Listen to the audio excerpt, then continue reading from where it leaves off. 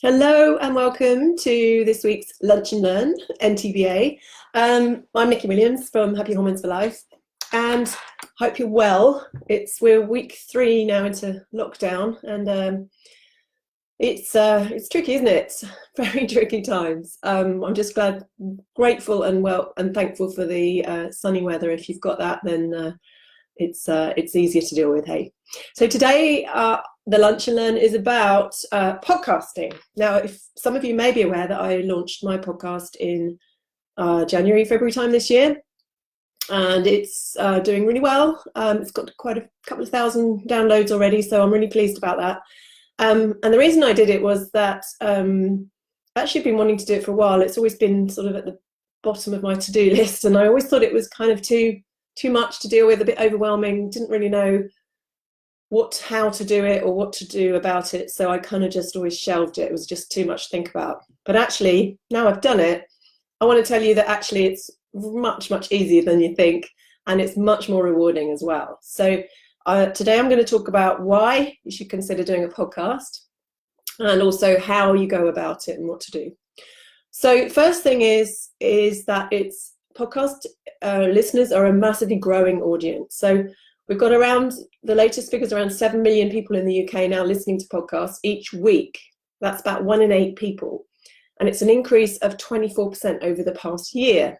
And that's more than double over the past 5 years. So you probably listen to podcasts now where you never used to. And there's so many more people podcasting. However, it's still a fairly small market as such. So Ofcom research says that half of listeners have actually joined the podcast wave in the last 2 years. So we're at the very beginning of the growth of podcasting. And that's why if you get in now, you can start to build up your audience, and you're still quite a big fish in a relatively small pond compared to YouTube or Google, for instance, or even Facebook. Okay, so it's a big growing audience, and we get in now, we're in a good place. Secondly, it's still a fairly cheap marketing tool. So obviously marketing usually costs money when you're doing ads or you're paying for marketing or whatever. The best and effective marketing costs money. Yes, okay, podcasting, you need to buy a decent microphone, but once that's in place, all you then have to pay for is like a hosting service, which I'll talk about, and then any editing if you need one, but you can kind of do that yourself. So once you're set up, it's a fairly inexpensive way to market yourself. Thirdly, it is possibly, I think, one of the best ways to build trust. Now, I talk a lot about that, building that know, like, and trust factor in your potential clients and your market. And this is more vital than ever right now, because actually I read this, I had an email from a guy this morning, a marketing kind of guru, and I just wanted to read this out because I found this was really interesting and really useful. So he said, when people are stirred or shaken to their core, like they are now, they only reach out to a trusted, reliable, and safe option. Right now, your future business should be modeled around trust. Proof of concept, data, testimonials, and historic track records are what you'll need to bring forward now more than ever. The bar is going to be set very high for authenticity and transparency. And I just thought, yeah, okay.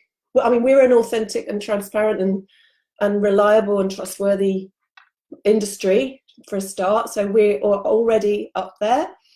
But you, as a marketer of your business, you need to still build that trust, because if people don't know you, they can't trust you. So that I read this morning, and I just thought that was just so true. And he put it beautifully. Business in the future will only come from those people that trust you. And it takes a bit of time to build trust, as you know. And I think a podcast can be an ideal way to build that trust and loyalty. If you're putting out content that your ideal client really solves a problem for, it's your niche, it's a very intimate and authentic way to build trust very quickly.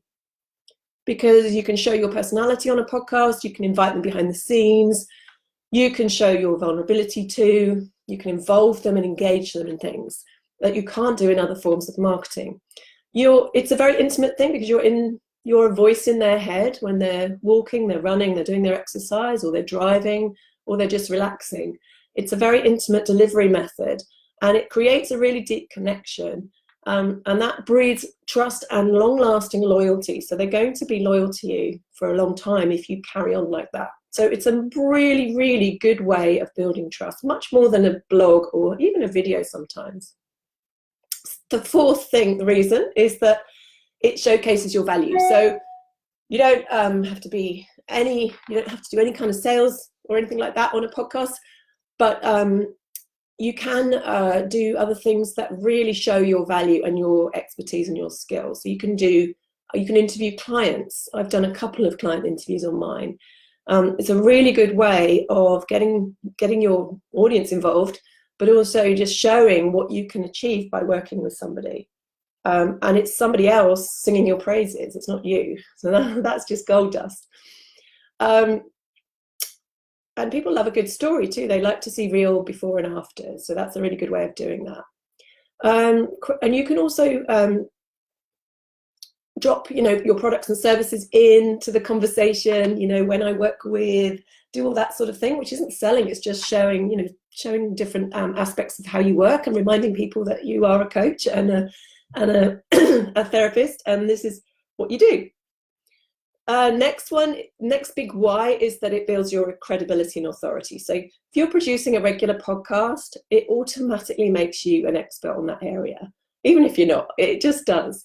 And obviously that not just it attracts potential clients, but it also, speaking opportunities, joint ventures, collaborations, press coverage, and maybe even a book agent or something like that.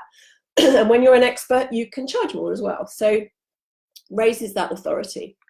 The next thing it does, it enables you to connect with industry leading experts or people that you would always, would love to interview, but you would never have had a chance if you didn't have something to offer them, because people love being asked for an interview. So most people do.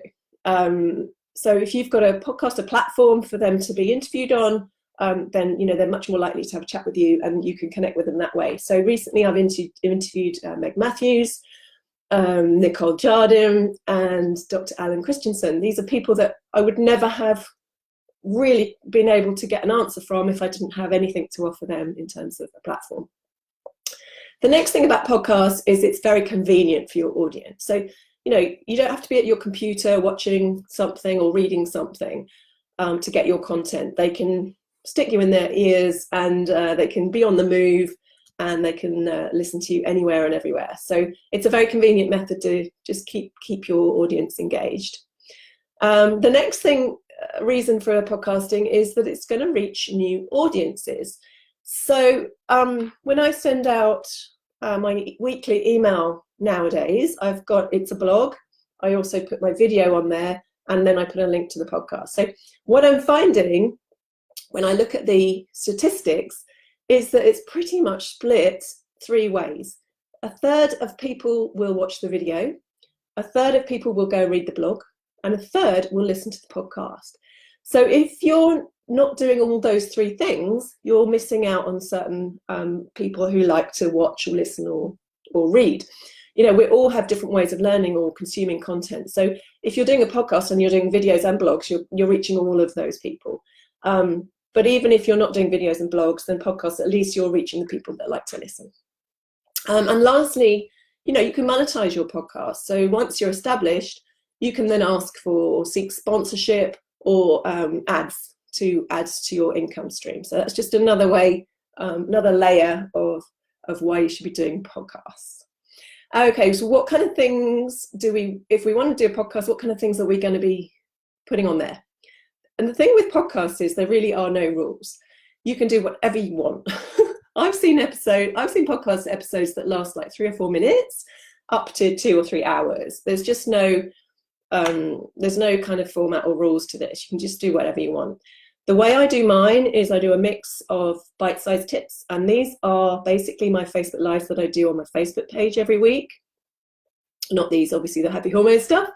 And then I take the audio from that and I just make it into a podcast episode. So those are usually around 10 minutes.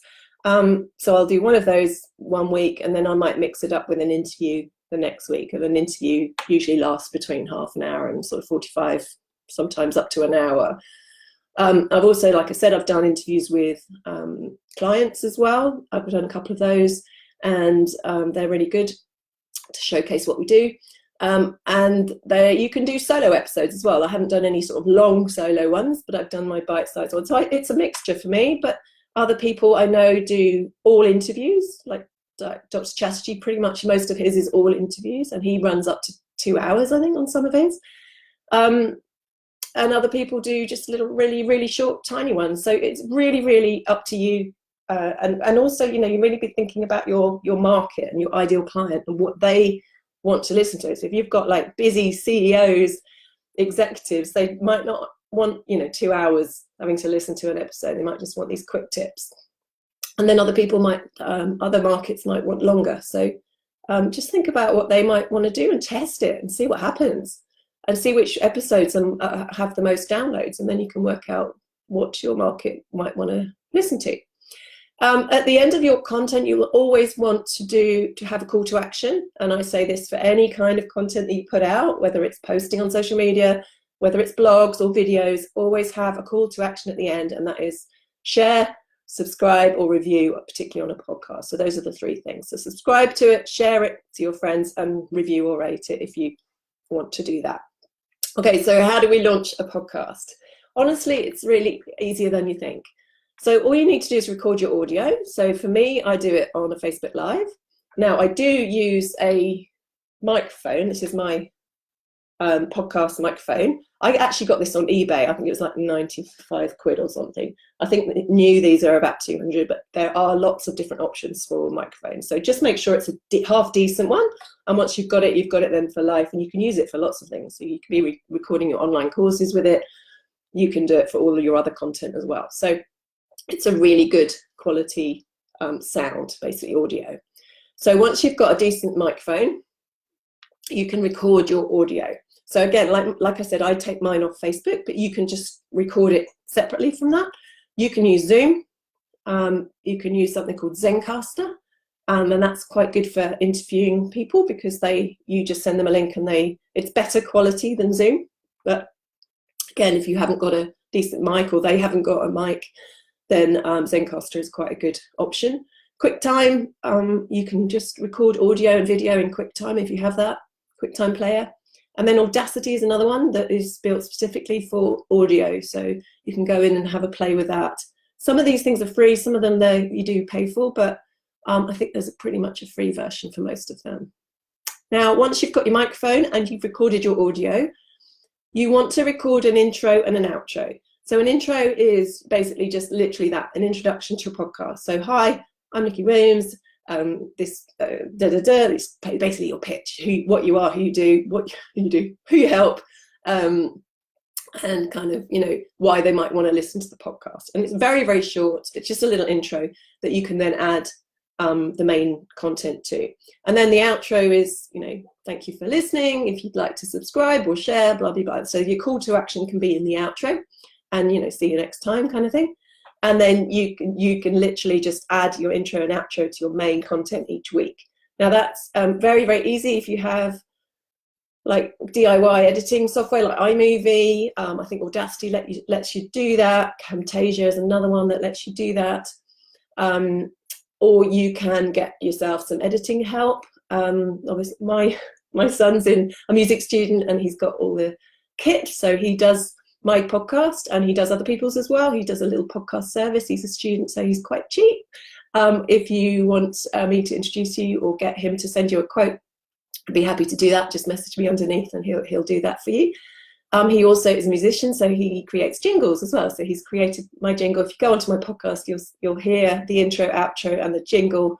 And I'll put a link in here for you to listen to that if you want to see what kind of thing that you can create. And then once you've got your main content, your intro, your outro, that is your recorded, that's your audio. And then you can upload that each week to an app. So there are plenty of them out there. I use something called Spreaker.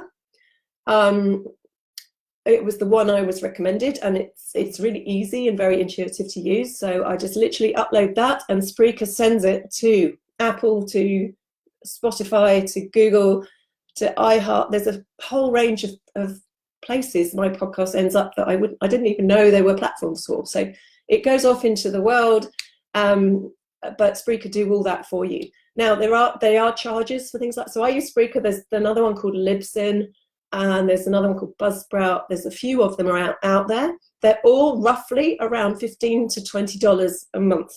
They're basically hosting your podcast, or that's what they do.